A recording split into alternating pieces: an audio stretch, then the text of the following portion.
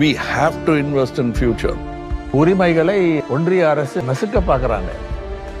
The whole cadre feels that ஒவ்வொரு தனிநபர் நலன்களிலும் அக்கறை செலுத்தக்கூடிய என்ன கேட்குறாங்க, நீங்கள் அவங்கள விமர்சிச்சீங்க, இப்போ அவங்க கூட இருக்கீங்க.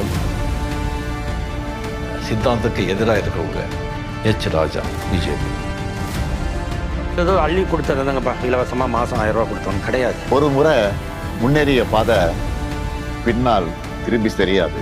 பல லட்சங்கள் செலவழித்து செய்கிற மருத்துவங்கள் வந்து நீங்க இலவசம்னு ஏளனமா பேசுறது பெனிஃபிட்டான ஒரு டேர்மா மட்டும் இல்லாம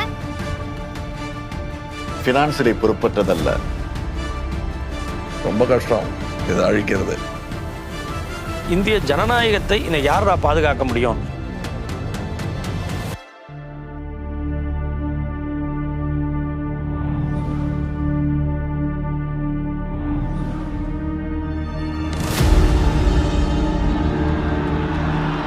இந்த மண் எப்பவும் போராடிட்டே தான் இருந்திருக்கிறது.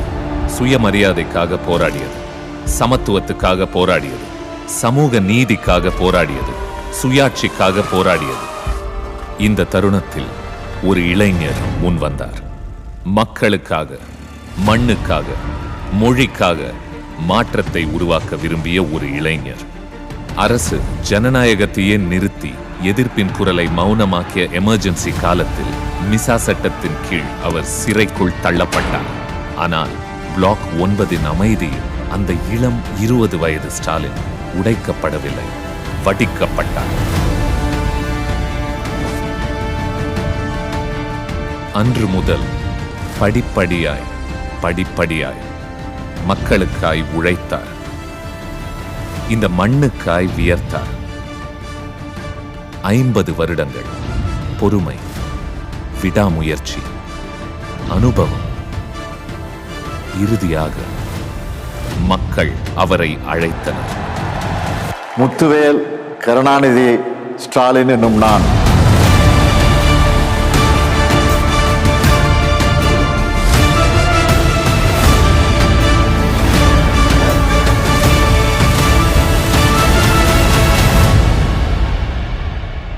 தமிழ்நாட்டின் முதலமைச்சர். இவரை புரிந்து கொள்ள இவரின் கருத்தியலை புரிந்து கொள்ள வேண்டும். இவரின் கருத்தியல் திராவிட மாடல். இது எல்லாருக்கும் எல்லாம் என்ற இலக்கை அடைய எடுக்கிற சின்ன சின்ன படிகள். இது வெறும் நிகழ்வல்ல, ஒரு தொடர்ச்சி, ஒரு நடைமுறை, ஒரு பயணம். திராவிடியன் மாடல் என்பது சமத்துவம் என்கிற கோட்பாட்டை அடிப்படையாக கொண்டது. நீ என்ன சொல்லி ஸ்கூலுக்குள்ள வரக்கூடாது, தெருவுக்குள்ள வரக்கூடாது, கோவிலுக்குள்ள வரக்கூடாதுன்னு சொன்னியோ அத்தனையும் உடைச்சதுக்கு பேர் தான் திராவிடம். படிக்க வழி இல்லாமல் இருந்த என் தோழன், என் தம்பி, என் மகன் இன்று படிக்கிறான். ஆனால் இன்று நாம் வாழும் வாழ்க்கை இன்னும் நேற்று இருந்ததை விட சிறப்பாக இருக்கிறது. அதுதான் இப்போ எல்லா சமூகமும் படிக்க முடியும், எல்லாருக்குமான கல்வி வாய்ப்பு இருக்கும், அதுக்கு தகுந்த மாதிரி கல்வி கட்டமைப்பும் இருக்கும். அந்த சூழலை உருவாக்கி இருக்கிறோம்ல, இதுதான் எல்லாருக்கும் எல்லாம். அனைத்து பாகுபாடுகளையும் களைந்து எல்லா தரப்பு மக்களும் சமமான வாய்ப்புகளை பெறவும் வளர்ச்சியை பெறவும் இந்த அரசு திராவிட முன்மாதிரி அரசு என்று பிரகடனம் செய்திருக்கிறார்.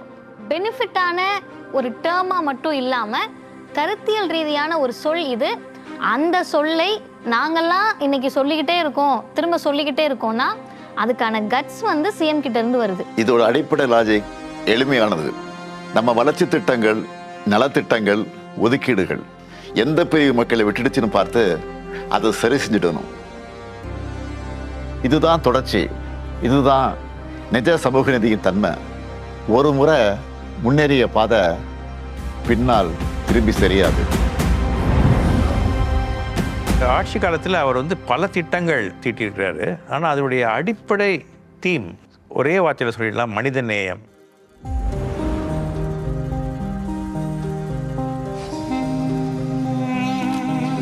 அரசு பள்ளி மாணவர்களுக்கு இனிமேல் காலை நேரத்தில் சிற்றுண்டி வழங்கப்படும். எங்க அம்மா சொல்றாங்க ஸ்கூல்ல டிஃபன் போட்டதுல இருந்து நான் அதுக்காகவே படிக்க வரேன்னு. நாங்க காலையில சாப்பிட்டு முடிச்சு இப்ப விளையாடிட்டு இருக்கோம்.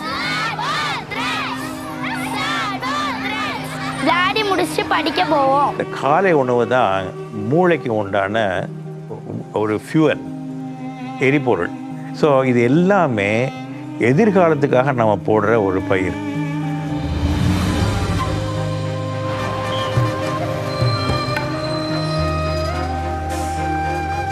முன்னெல்லாம் நடந்தே போகணும், இல்லைன்னா விட்டுடணும், இல்லைன்னா வண்டியில் போகணும். வண்டியில் போனால் செலவு தானேங்க. ஆனால் இந்த கட்டணமில்லா பேருந்து வந்ததுலேருந்து நாங்கள் பாட்டுன்னு பேங்க்குக்கு போகிறோம், கோயிலுக்கு போகிறோம், மார்க்கெட் போகிறோம். ஏதோ ரெக்க முளைச்ச மாதிரி இருக்குங்க. நாங்கள் வந்து மாலை கடை வச்சுருக்கோம். அதுக்கு பூ வாங்கிறதுக்கு டெய்லி மார்க்கெட்டுக்கு போகிறோம் நாங்கள். இப்போ இந்த விடியல் பயணம் மூலம் அந்த பணம் வந்து மிச்சமாகுது.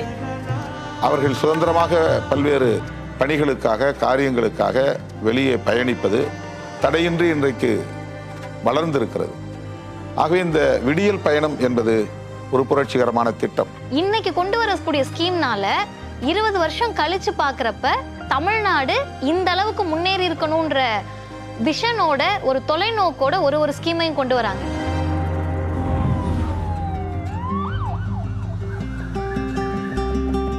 ஒவ்வொரு மாதமும் சுகாதார மையத்திலேருந்து வந்து எங்களை நல்ல முறையாக கவனிச்சுக்கிறாங்க.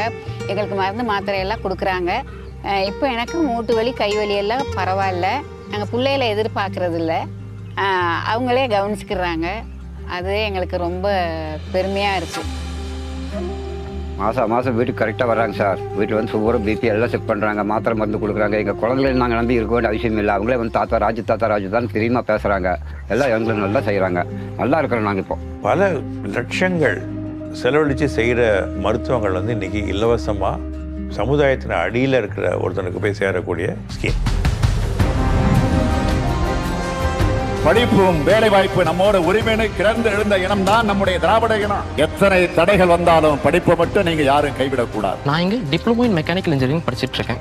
எனக்கு இது வெறும் ஒரு சிஎன்சி ஆப்ரேட்டர் சர்டிஃபிகேட் மட்டும் இல்லை, எனக்கு இது ஒரு ஜாப் ஆஃபர் லெட்டருக்கு சமம்.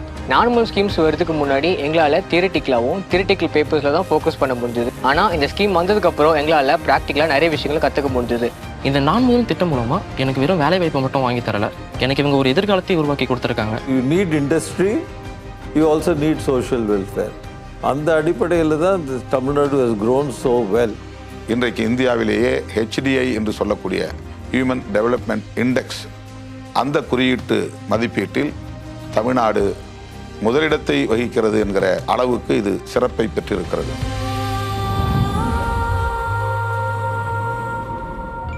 உன் கனவுகளுக்காக, உன் எதிர்காலத்துக்காக நன்றாக படி. இது வெறும் என்னோட பாக்கெட் மணி இல்லை, என்னோட ஆன்லைன் ஃபீஸ்க்கான ஒரு டேட்டா பேக்கு. இனி எங்கள் அப்பாவுக்கு ஃபீஸை பற்றின கவலை எதுவுமே இல்லை. இந்த 1000 rupees கிரெடிட் ஆகிறதை பார்க்கும்போது எனக்கு என்ன தோணுதுன்னா, ஸ்டாலின் அப்பாவை வந்து நீ படிக்கணும் முத்துலட்சுமி அப்படின்னு சொல்கிற மாதிரி இருக்குது. இன்னைக்கு ஒரு புதுமை பெண் திட்டம் மூலமாக ஒரு மாணவிக்கு 1000 ரூபாய் கொடுக்குறாங்க அப்படின்னா, அது ஏதோ அள்ளி கொடுத்துருந்தாங்கப்பா இலவசமாக மாதம் 1000 ரூபா கொடுத்தோன்னு கிடையாது. அது கல்விக்கான முதலீடு, அந்த மாணவியின் மீது அரசு செய்கிற முதலீடு.